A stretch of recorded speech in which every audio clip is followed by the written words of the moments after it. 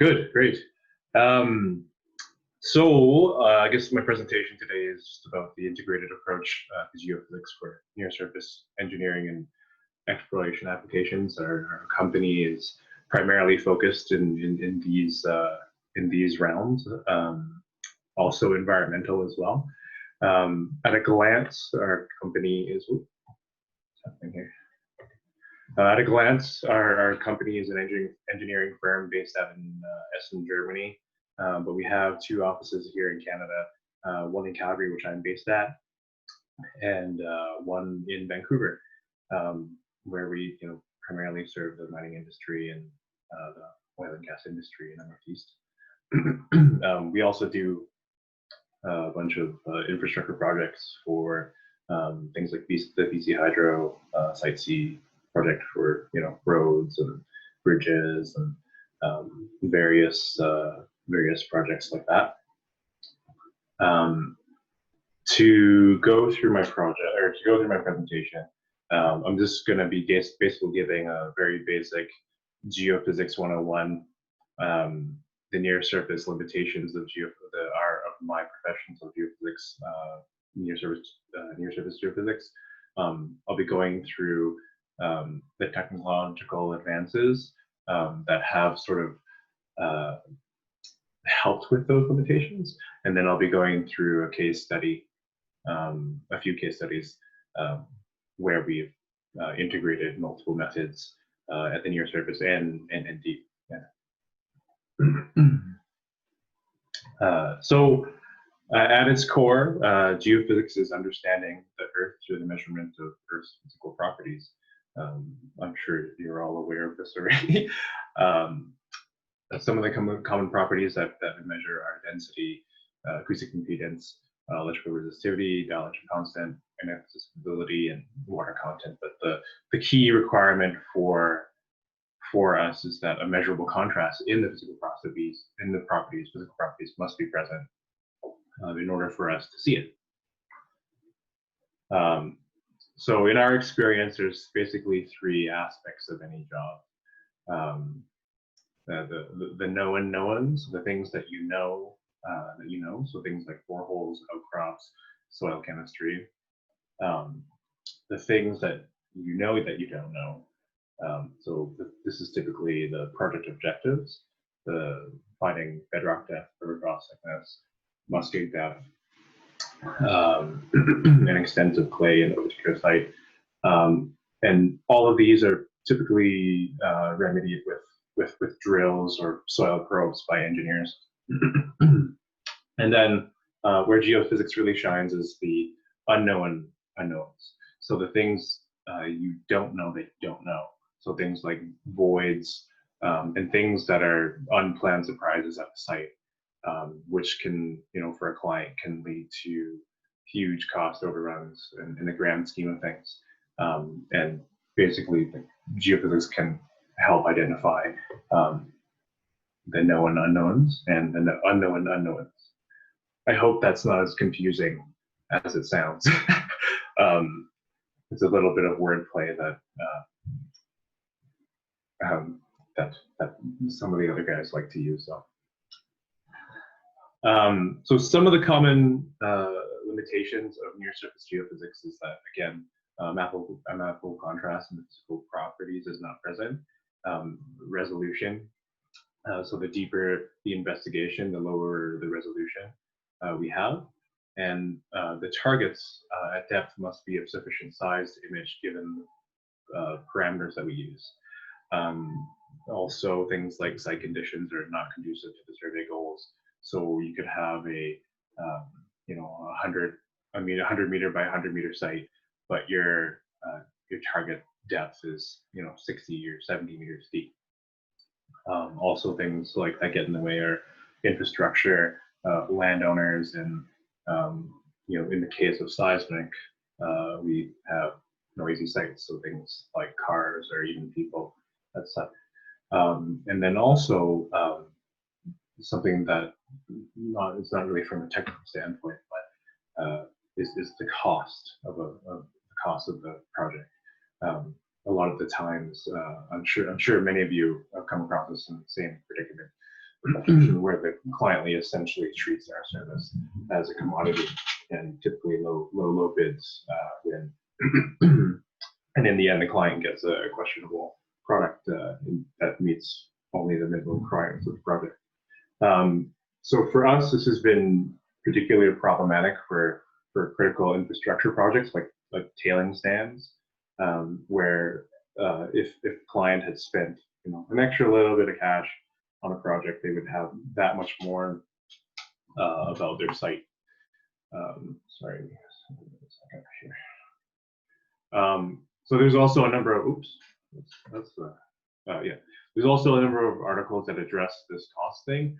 And basically the sentiment is if we continually output results with increasing reliability, the expected value of our data will increase. And as a result of increasing reliability, it's good for business for everybody. Of course, the reliability of the method is subject to many factors, including the quality of the processing, the effort, and the appropriateness of the acquisition parameters for the specific geological target. So this is a case example of a classic example of where sacrificing quality for cost happens. So on the left-hand side, we have our shot locations in the red triangles, and we have our geophone locations in the gray circles. So this is a typical one-day project where we went out and we have 240 meters worth of line with geophones every 5 meters and 8 shots along this entire line.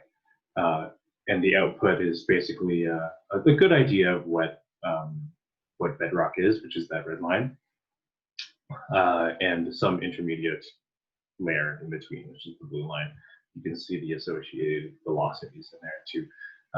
But then you have a tomography section. So on the right-hand side of the same site, where we basically just collected, I think, shots every 3 meters, or sorry, three stations, geophone stations. And the product in the end is just that much better, where we're able to see that there's a low velocity zone within, just above bedrock. And the point is that the point is just to spending an extra little bit of time making a quality project as opposed to focusing on a low cost win. This particular case, this low velocity anomaly was like a gravel channel, and for this project was for a pipeline crossing. So basically, this highlighted that this gravel deposit was here, and knowing this ahead of time allowed the engineering contractor to say, listen, we need to stay away from this because this is a potential point of drilling, loss of fluids in there, and time down, and basically just spending more time up front beforehand has its benefits. This is another example. In this particular, this is seismic refraction, and this was completed over an existing dam, and there was some concern about the integrity of the dam since there were sinkholes developing nearby the dam. And so we discussed with the engineers about the issue and made some recommendations about what we can do. And there was some balking over the costs. But we explained to the client that since this is such a critical piece of infrastructure, it's worth spending the extra $2,000 to conduct a more thorough investigation. And this section was the result. If we would have done 8 shots along this line, we did shots of every geophone spacing. It's likely that this low velocity anomaly wouldn't have been imaged. And we were also able to conduct a resistivity survey over the same area as well. And I apologize again for the scale. I know the scales are different, but that low velocity area right here actually corresponds with this conductive anomaly here. And it was found that this is basically a potential zone where water was leaking through the dam.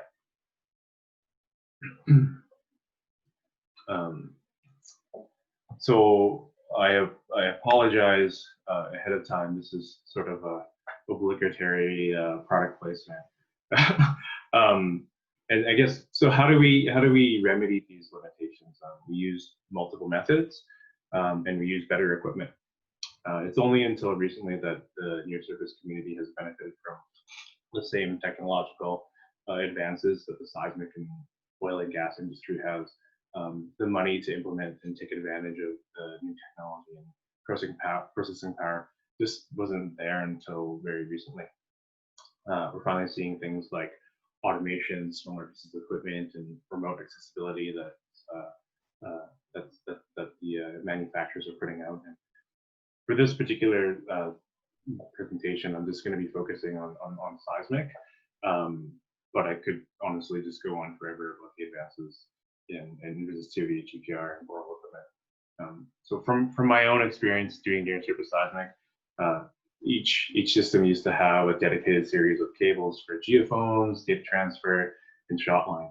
And when you have very large arrays, the system as a whole is fairly cumbersome and rigid, and geophones are fixed spacings and just very, very time consuming. So our parent company actually saw an opening here and developed a system that takes elements from the seismic industry and developed this system, which is the SumNex one.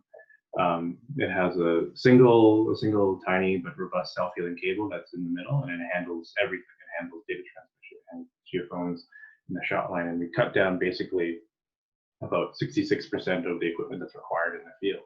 So you can also put geophones at any particular spacing that you want to without sacrificing much time at all. And it solves the limitations of these older systems where you can have tight geophone spacings to resolve near surface targets and layers at the near surface, but also have large arrays, so we're able to simultaneously capture the near surface and deep targets.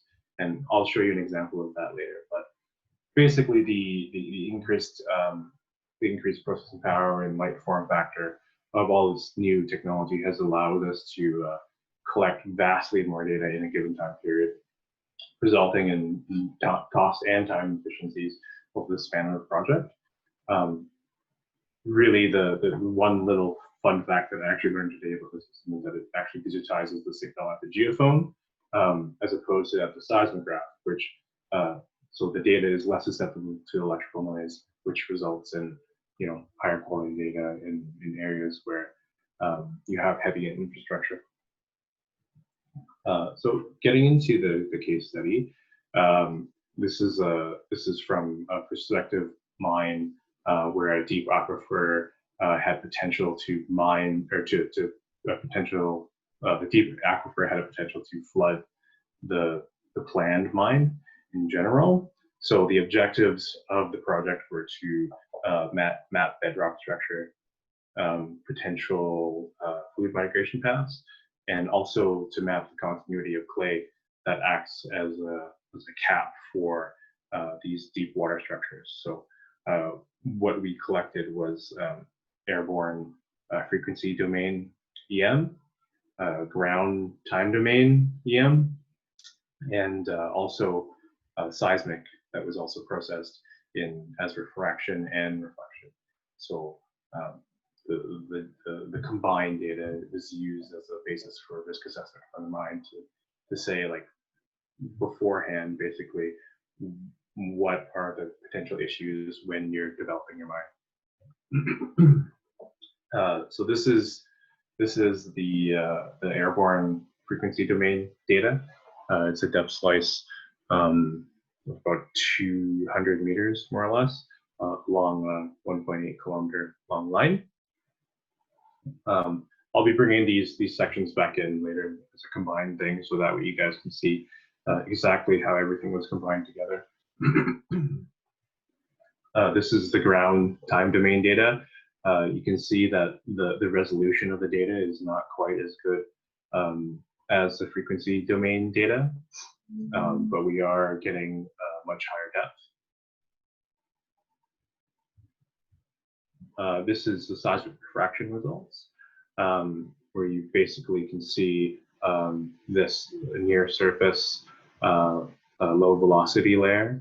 You can see that there's some minor changes within the intermediate layer as well in velocity, and you can also see bedrock. This is bedrock, but you can also see some low velocity anomalies within the bedrock, and those aren't artifacts of an inversion. Those are actually real.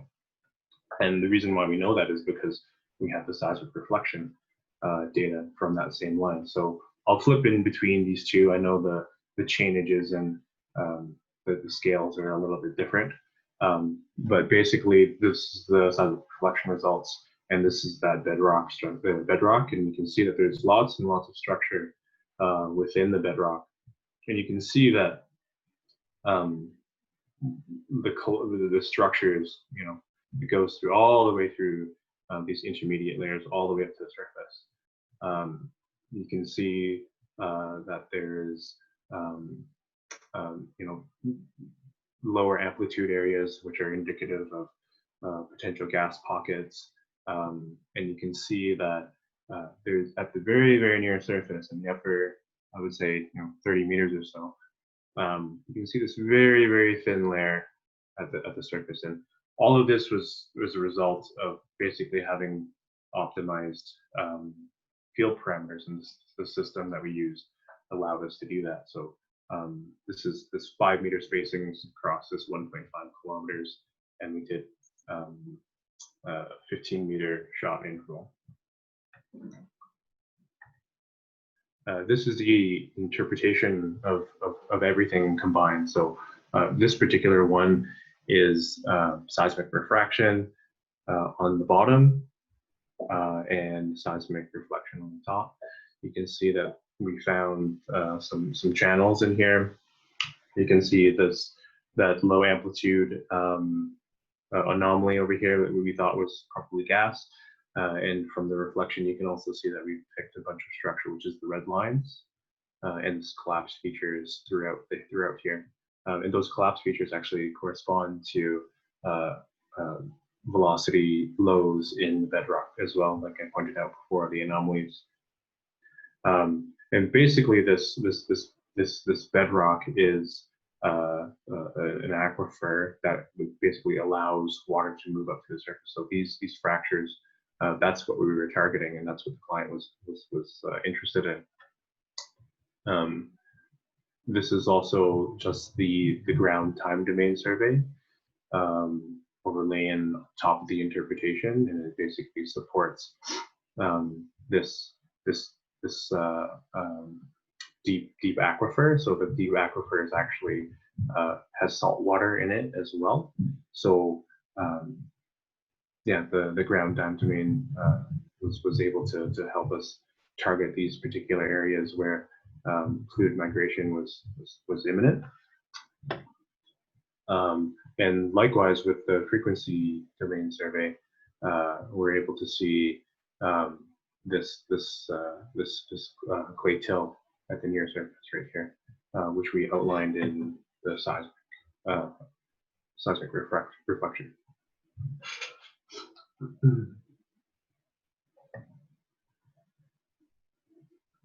And so basically, as a result, we combined everything together to come up with a much more comprehensive section than a single method would be able to capture.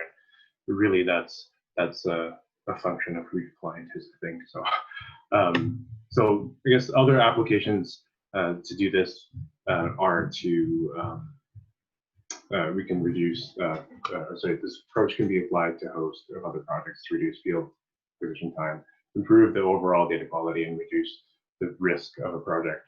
So things like void sinkhole detection, tailings dam assessments are sort of the next step of things. And glacial clustering, identifying glacial clustering clay layers, really targets that are geologically complex and require more than one method.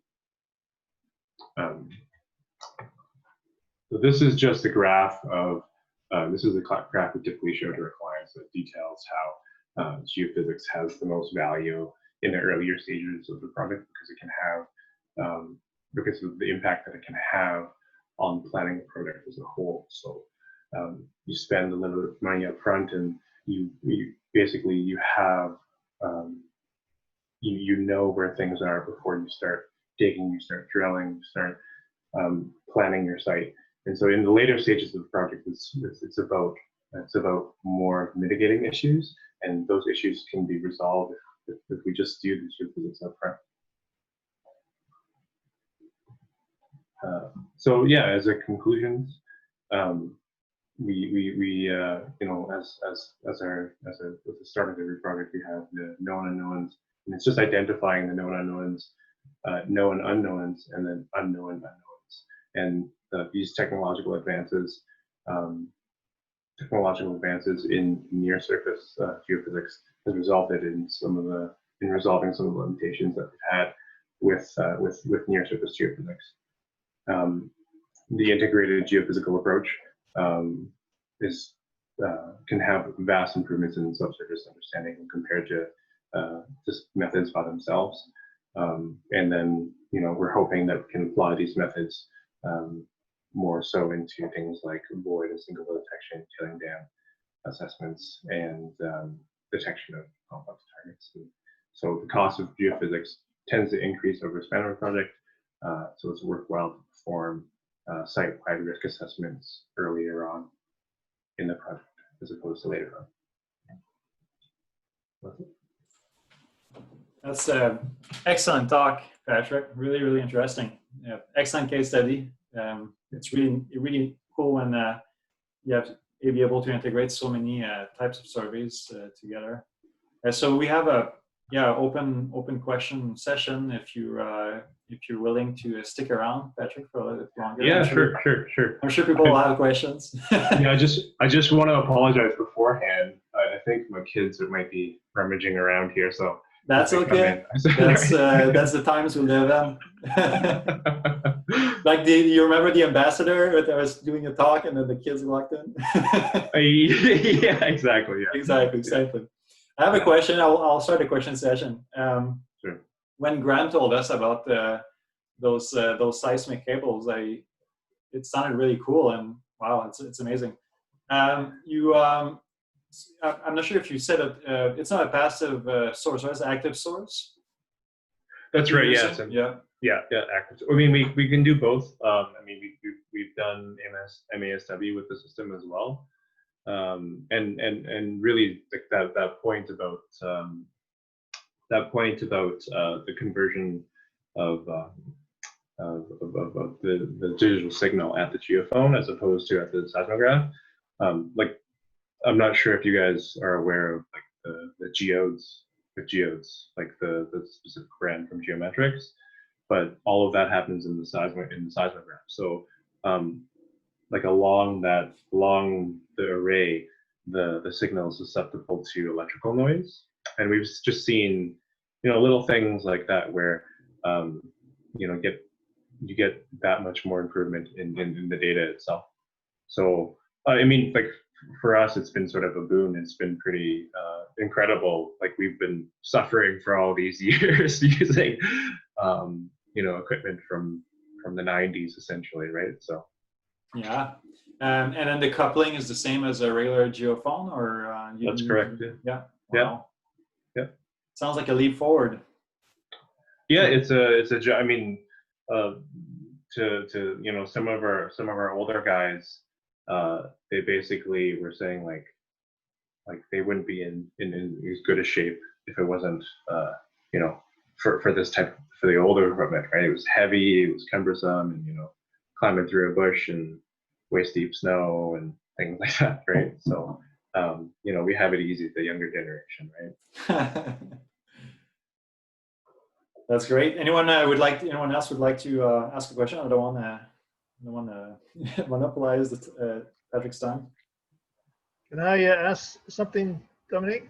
Please. I just want to ask on the sources. I saw the one picture of somebody swinging away with a sledgehammer. I didn't notice a base plate there. It looked like it was just kind of pounded into the snow. Yeah. That's Adam over there. I'll just go back to that slide. And what is going on? What is going on? It's funny you asked that, because that particular photo was taken for a local newspaper. Just for show. It was just for show. That one was just for show. It's just about to bury the hammer into the snow. But my real question is, do you guys use these shotgun sources much anymore? Is that a big thing, or? It still is, yeah. Like that definitely has its place in the world. I think it's not it's not the safest for people, but there's ways to mitigate things, and we've sort of developed our own. I'm not sure if you guys are aware of like the classic Jurassic Park scene where the guy's standing on the Betsy gun, right? Yeah, we have something similar to that, and it's just we try to make things a little bit safer and a little less problematic in the field. I know I've heard stories about people blowing their hands off and stuff. It's just. Well, there was a story some years ago about a student blowing off a couple of toes with. We used to call them buffalo guns at that time, but they were crude. It was an extremely crude device. I'm sure they're very much better. They're probably almost as good as the Jurassic Park. Yeah. No. Yeah. I mean, Vibra size or anything like that. You ever get into that sort of thing? Yeah, our parent company has a full-fledged, oil and gas 3D seismic. But for engineering, for the shallow sort of things you're talking. Yeah, actually, we have a small vibe source. It's sort of mounted to a wheelbarrow. It's it's a little bit homebrew, for lack of a better term. But I mean, it does the job, right? The physics is the physics, and it does the work. So. And that data we looked at, those beautiful images, really spectacular. Was that all with Hammer, or how was that? These particular ones that I went on the screen here, or the integrated. Oh, the integrated one. No, these ones are done with explosives. So it's all explosive, yeah. Yeah, this one because we're looking, almost 300 meters. We needed to upgrade a little bit. Right. And I guess it's all P wave that you're collecting with those sensors. Can you do S wave? That's as well? correct. Yeah, there are 3-component geophones as well, but for this particular one, this is all P wave. I was going to ask if there was any gain, right, with the electromagnetics, but I guess that was to get the saline water. Is that that was the main gain of using it? That's correct. Yes. So this particular area we're talking about the saline water in this particular spot. So sand near the surface, and then this is supposed to be sand, but it's saturated with saline water. Because in my mind, when you do seismic, you kind of get the answer. So there's no point after you do a seismic. But yeah. I mean that's the thing, right? Like in the industry out there, everyone's just let's do seismic. We need a 3D seismic program, but there's better ways to do that.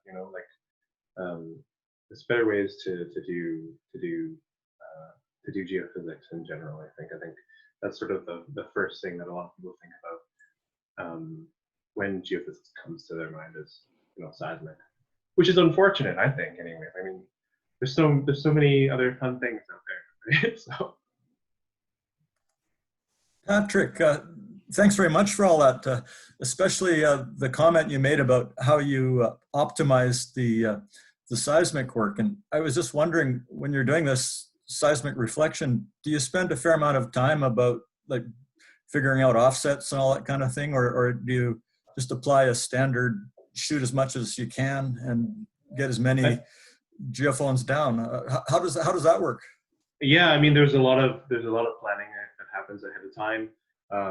You know, I'm not sure if anybody knows who Jim Henderson is, but he's a big fan of just collect as much as possible data as you possibly can, and you know, if a client agrees to it, the client agrees to it. So and yeah, then optimize it afterwards, in other words.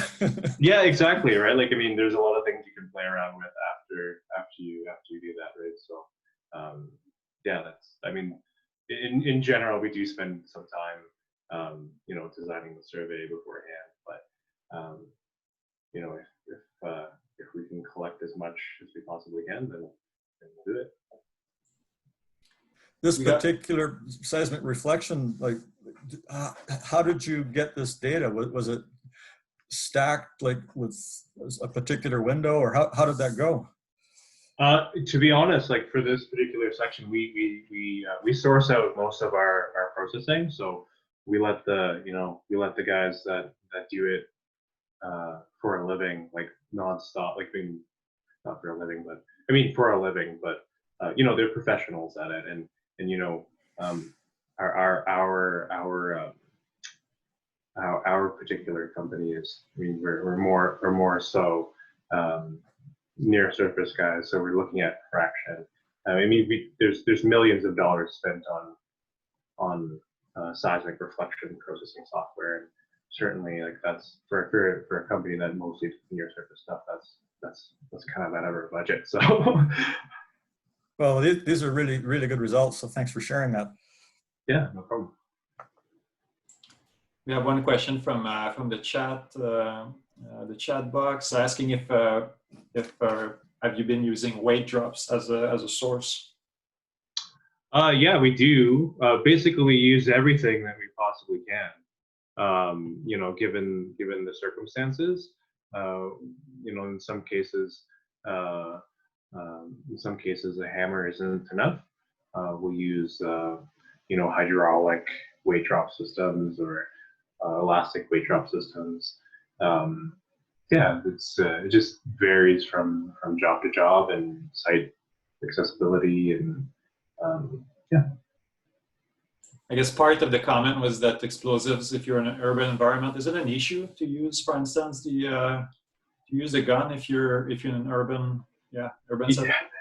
Oh yeah. Sometimes it is. Sometimes it's if you can bury the Betsy gun, the Buffalo gun deep enough, it usually muffles the sound enough. We've done a couple things here in Calgary with shotgun shells, simply because we're working around roadways where noise is just constant. So you have to have a source that you know, is more powerful than that sort of ambient sound. So. Great. Anyone else would like to ask something? Patrick, we have about still 10 minutes from our usual hour schedule, so feel free to chime in.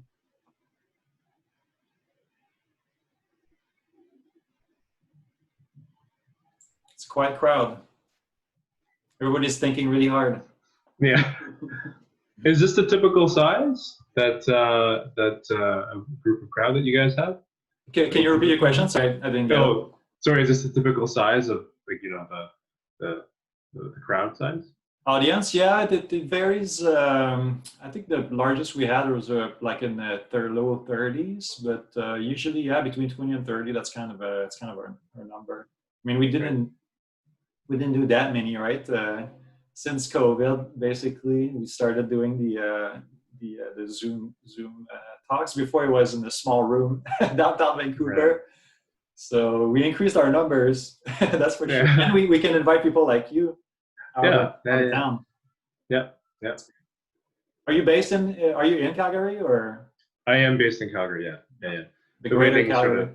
Sort of, yeah. I mean, in Calgary, we've actually got there's been a lot of infrastructure projects in general. So we've had a chance to sort of flex our you know, our know-how a little bit now. So. The EM that you've shown, what kind of inversions have you done? Is that 2D, 1D, 3D? It's 2D. It's a bunch of 2D. I mean, really, it's a bunch of 1D stacked together. I see. It's stitched 1D. Yeah. That's great. Yeah. They were all. This is all in loop soundings, is it? That's correct. Yeah. So these we have found personally that the in loop produces better data. And you just looking at the vertical component, or are you looking at all three? We do look at both, or we do look at all three, I guess. But this particular case is just vertical. How big's the loop? This one, I believe it was 100 by 100 meters. That's what can move This on. one. So, and I mean, there's certain scenarios where we've had to go up to 400 by 400 meters. So, and then also similarly, we've gotten down to 40 by 40 meters, right? So, yeah, it's all Base depends on. frequency. I'm asking you all these technical questions now. The base frequency? We actually do a sweep of frequencies. So we just we cover. Whew, I didn't collect this data, so I don't remember off the top of my head. There's a high frequency component. There's a 285, 75, 30, and I think we do collect this. This one might have been 3 hertz as well. Oh wow! Yeah, we it's the same methodology of applying, just collect everything and sort out which one's best. Jim again, right? It's Jim again, yeah. That's very low frequency. Yeah. Okay, I think we ran out of questions from the audience. So again, Patrick, thank you very much. If that's okay with you, we will be posting this video on our YouTube channel, if you agree. Yep. So that people that couldn't make it today, or our colleagues in Australia or Europe time zone, can see it. And then I will just remind everyone to mark your calendar for October the 29th, where we're going to have 2 speakers on airborne drone geophysics. So that might be of interest to you, Patrick. Join. Yeah, sure. Join again. I'd love to join. Excellent. That'd be great. All right. Thanks for your time, guys. I really appreciate the opportunity to present to you guys. Likewise. Thank you. Bye, everyone.